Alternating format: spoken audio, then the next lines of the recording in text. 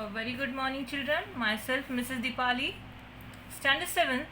We already started your second chapter of civics, preamble to the constitution. Within that, introduction, sovereign state, socialist state, secular state. This point already we studied.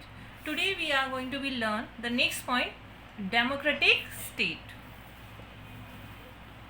See, children, in a democracy, the sovereign power is in the hands of the people.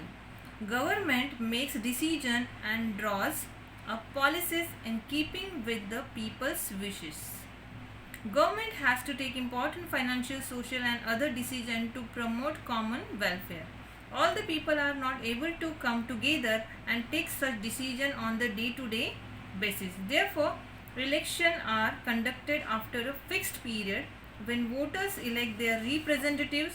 These representatives sit in the institutions created by the constitution like the parliament or legislature and the executive. They take decision for the entire population as per the procedure laid down by the constitution. Now the next point, republic. Along with being a democracy, we are a republic. All public positions in a republic are elected by the people. No public position is occupied on the basis of hereditary succession. The position like the president, prime minister, governor, the chief minister, the mayor, the sarpanch, etc.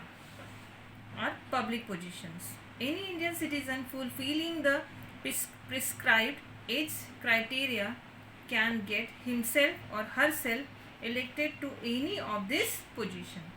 In a monarchy, this position may be occupied by the members of a single family following the principle of heredity.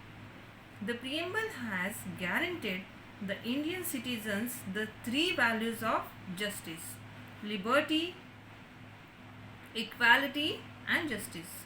It has enjoined upon the Indian citizens to practice these values and make laws in keeping with these values. Let us understand these values.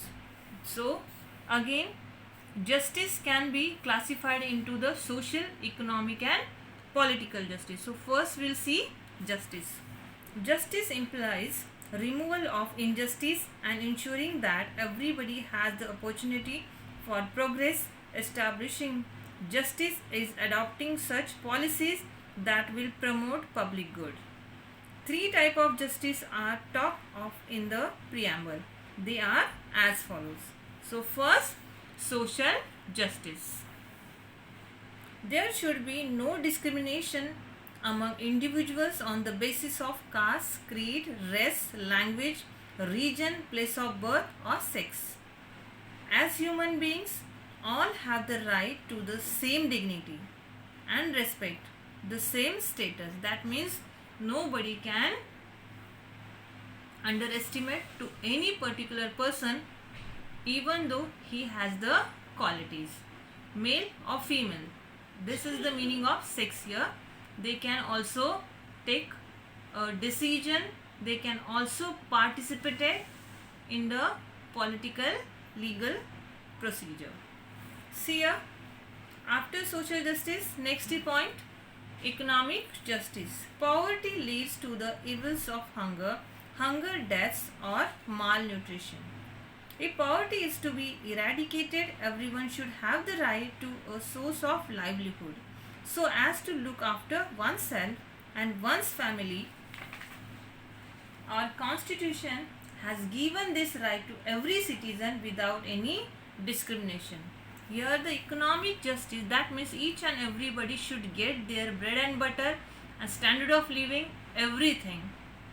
This is already conducted in the constitution. Next, political justice. We have adopted universal adult franchise to enable equal participation in the running of the country. Accordingly, all citizens completing 18 years of age have the right to vote in election. That means after 18 years, everybody have the right. They can take the participate and throw their vote in election process.